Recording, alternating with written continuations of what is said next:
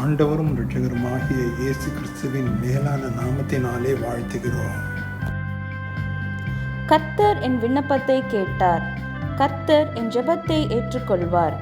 சங்கீதம் 6:9. வாசிக்க கேட்ட கர்த்தருடைய வசனத்திலே சங்கீதக்காரனை போல நம் ஜெபத்தை குறித்தும் விண்ணப்பத்தை குறித்தும் நாம் சாட்சியாக அவரை துதித்து பாட முடியுமா? நமக்கு அவ்விதமாக முடியவில்லை என்றால் அதற்கான காரணம் என்ன? அந்த ஒரு தைரியம், ஒரு நம்பிக்கை, ஒரு நிச்சயத்தோடு ஆண்டவரிடம் வரவே தயக்கமாக இருக்கிறதா? அவர் நம் பரம தந்தை, பரமபிதா என்றாலும் கூட அவர் அண்டை வர நாம் பயப்படுகிறோம். ஏனென்றால் அவரோடு உள்ள அந்த உறவே தூரம் போன உறவாக மாறி போயிற்று, மறந்து போன உறவாக மறைந்து போயிற்று, விலகி போன உறவாக தூர போயிற்று.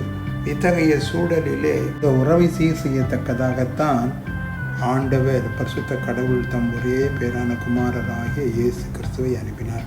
தைரியமாக அப்பா பிதாவே என்று கூப்பிடும் சிலாக்கியத்தை அவர் மூலமாய் நாம் பெற்றுள்ளோம். இந்த உலகத்திலே உலக பிரகாரமான தகப்பனோடு பேச, நம் தேவைகளை கூற வேலைக்காரனையோ பக்கத்து வீட்டு பையனையோ நண்பனையோ அழைக்கிறோமா? இல்லை அல்லவா? அப்படியானால் நம் பரம தந்தையிடம் ஆண்டவராகிய இயேசு கிறிஸ்துவின் மூலமாக நாம் எத்தனை உரிமையோடு வர வேண்டும், எத்தனை தைரியத்தோடு வர வேண்டும். ஆனாலும் நம் வேண்டுதலை அவர் ஏன் கேட்பதில்லை? இதற்கு காரணம் நாம் எப்படி கர்த்தரை நோக்கி ஜெபிக்க வேண்டும் என்பதை அறியவில்லை என்பதே ஆகும்.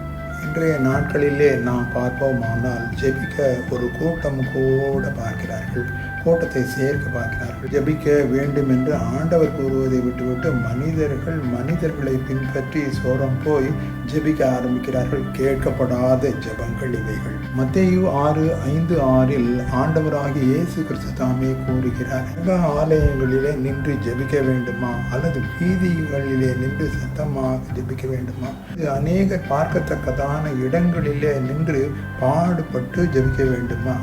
இவைகளை குறித்து ஆண்டவர் கூறுகிறார், இது ஒன்றுக்கும் உதவாது. No use. கேட்கப்படாத ஜெபங்கள், ஒன்றுக்கும் உதவாத ஜெபங்கள். ஆண்டவராகிய இயேசு தாமே கூறுகிறார், நீ ஜெபிக்க வேண்டுமானால் நீ தனியாக ஒரு அறை வீட்டுக்குள்ளே பிரவேசிக்க வேண்டும், கதவை நன்றாக போட்டுக்கொள்ள வேண்டும்.